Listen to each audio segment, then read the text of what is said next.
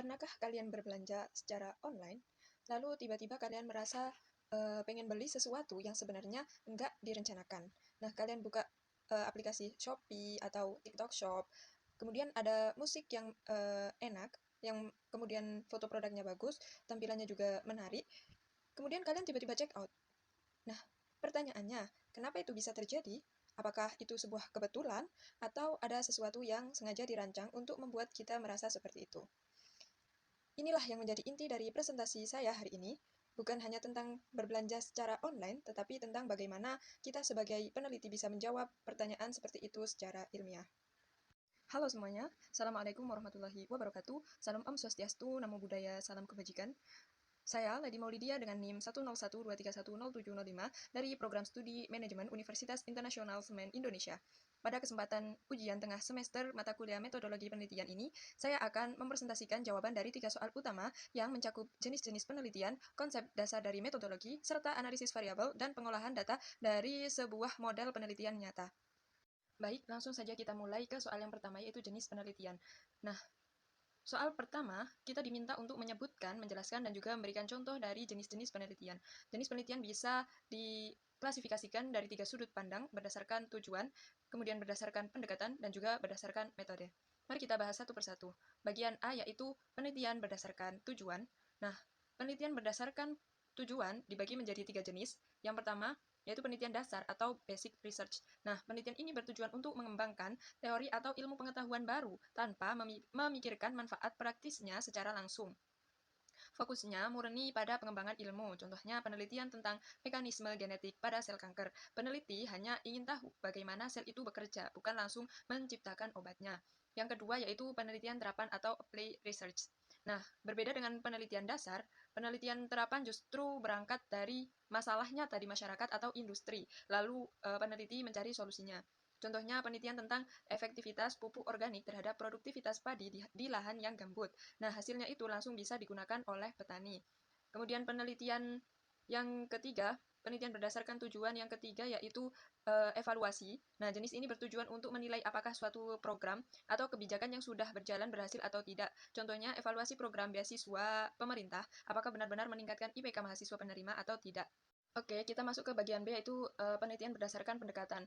Nah, penelitian berdasarkan pendekatan ini dibagi menjadi 3. Yang pertama yaitu pendekatan kuantitatif. Penelitian ini menggunakan data berupa angka yang dianalisis secara statistik untuk menguji hipotesis. Cocok digunakan ketika kita ingin mengukur seberapa besar pengaruh suatu variabel terhadap variabel lainnya.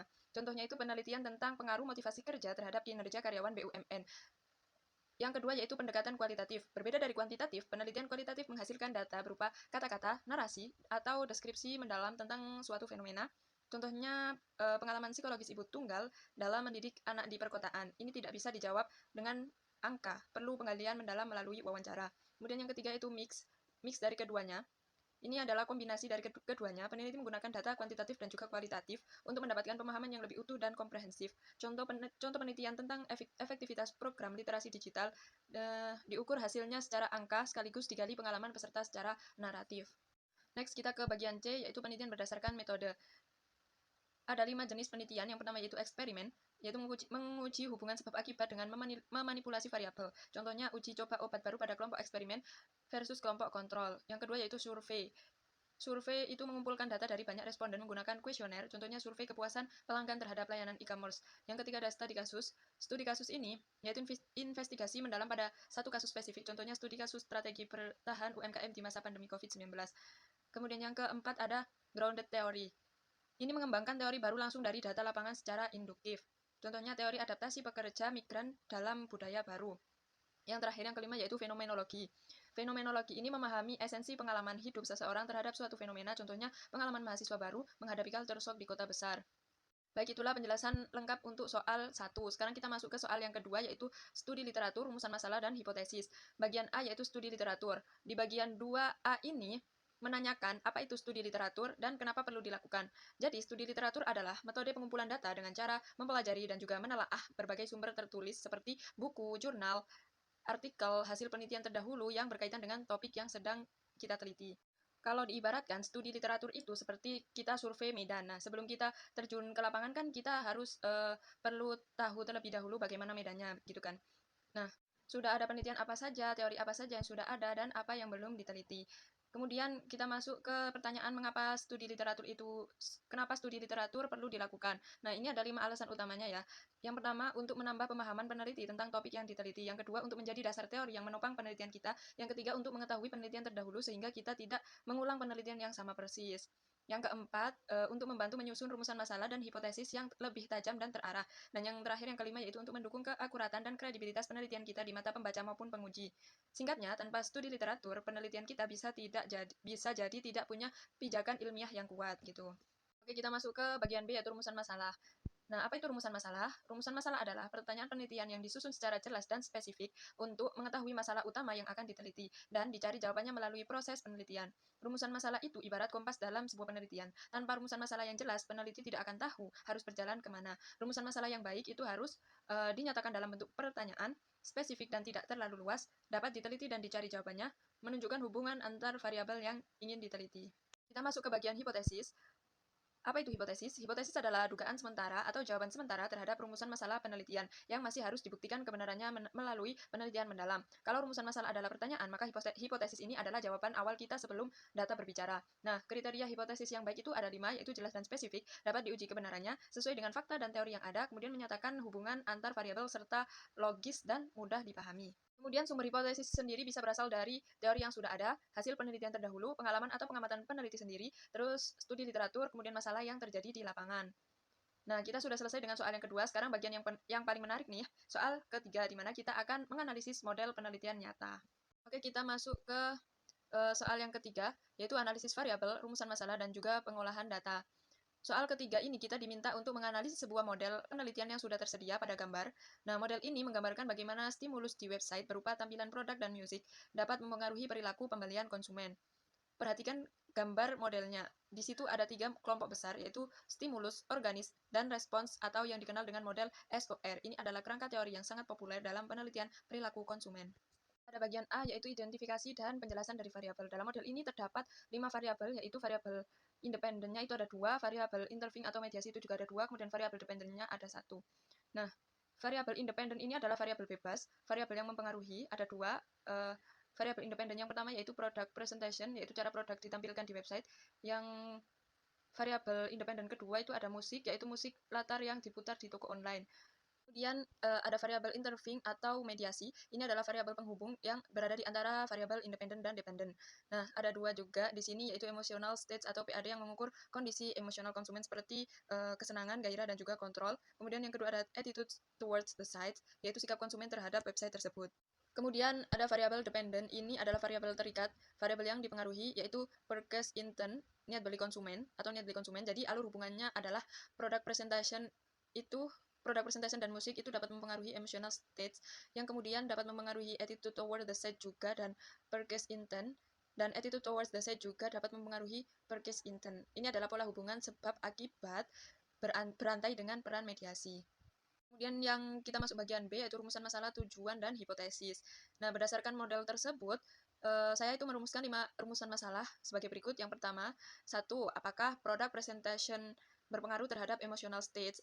Yang kedua, apakah musik berpengaruh terhadap emotional states? Yang ketiga, apakah emotional states berpengaruh terhadap attitudes towards the site? Yang keempat, apakah emotional states berpengaruh terhadap purchase intent? Yang kelima, apakah attitude towards the site berpengaruh terhadap purchase intent? Nah, sesuai dari rumusan masalah tersebut, tujuan dari penelitian ini adalah yang pertama, untuk menganalisis pengaruh product presentation terhadap emotional states. Yang kedua, menganalisis pengaruh musik terhadap emotional states. Yang ketiga, menganalisis pengaruh emotional states terhadap attitude towards the site. Yang keempat, menganalisis pengaruh emotional states terhadap purchase intent. Yang kelima, menganalisis pengaruh attitude towards the site terhadap purchase intent. Dan hipotesis yang diajukan adalah hipotesis 1 itu product presentation berpengaruh positif terhadap emotional states. Hipotesis 2 itu musik berpengaruh positif terhadap emotional states. Hipotesis 3 itu emotional states berpengaruh positif terhadap attitudes towards the site. Kemudian hipotesis 4 itu emotional states berpengaruh positif terhadap purchase intent.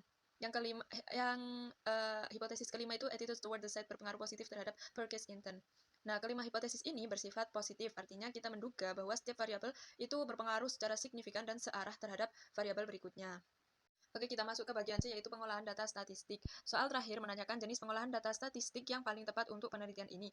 Nah, jawabannya adalah menggunakan analisis path analisis atau analisis jalur. Mengapa menggunakan path analisis? Jawabannya yaitu karena model penelitian ini menunjukkan adanya pengaruh langsung dan tidak langsung antar variabel dalam satu model struktural. Nah, product presentation dan musik tidak langsung memengaruhi purchase intent, melainkan melalui emotional states dan attitude toward the set terlebih dahulu. Inilah yang membedakan path analysis dari regresi biasa. Path analysis juga mampu menangkap jalur pengaruh dan tidak langsung tersebut. Adapun tahapan pengolahan datanya adalah sebagai berikut. Tahapan yang pertama bisa dilakukan melalui editing, coding, dan tabulasi data dari kuesioner yang telah diisi oleh responden. Tahapan yang kedua yaitu uji instrumen, uji validitas untuk memastikan kuesioner mengukur apa yang seharusnya diukur dan diuji rehabilitas untuk memastikan kuesioner konsisten. Tahapan yang ketiga yaitu analisis deskriptif untuk melihat gambaran umum responden dan skor rata-rata tiap variabel. Tahap 4, uji asumsi klasik, normalitas, multikolinearitas, dan heteroskedastisitas. Tahap kelima, analisis jalur atau regresi berganda bertahap untuk menguji hipotesis 1 sampai hipotesis 5. Kemudian tahap 6 yaitu uji pengaruh langsung dan tidak langsung termasuk perhitungan koefisien jalur dan mediasi. Nah, untuk perangkat lunaknya, penelitian ini bisa diolah menggunakan SPSS untuk model yang sederhana atau AMOS dan Smart PLS jika ingin menggunakan pendekatan structural equation modeling yang lebih kompleks. Nah, di 4 slide terakhir ini ada referensinya ya. Baik, kita telah membahas 3 hal besar hari ini. Di soal pertama, kita belajar bahwa penelitian bukan hanya sekedar untuk kumpulin data lalu tulis laporan. Ada jenis-jenisnya yang masing-masing punya tujuan, pendekatan, dan metode yang berbeda-beda.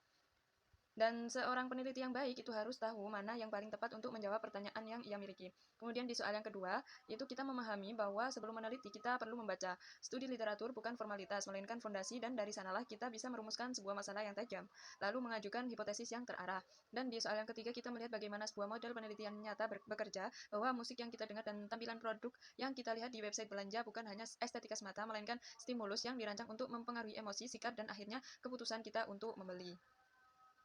Metodologi penelitian mengajarkan kita satu hal yang sangat berharga, bahwa pertanyaan yang baik adalah setengah dari jawaban, dan untuk bisa bertanya dengan baik, kita perlu memahami caranya. Itulah inti dari mata kuliah ini. Demikian presentasi dari saya. Mohon maaf apabila terdapat kekurangan dalam penyampaian maupun pemahaman materi.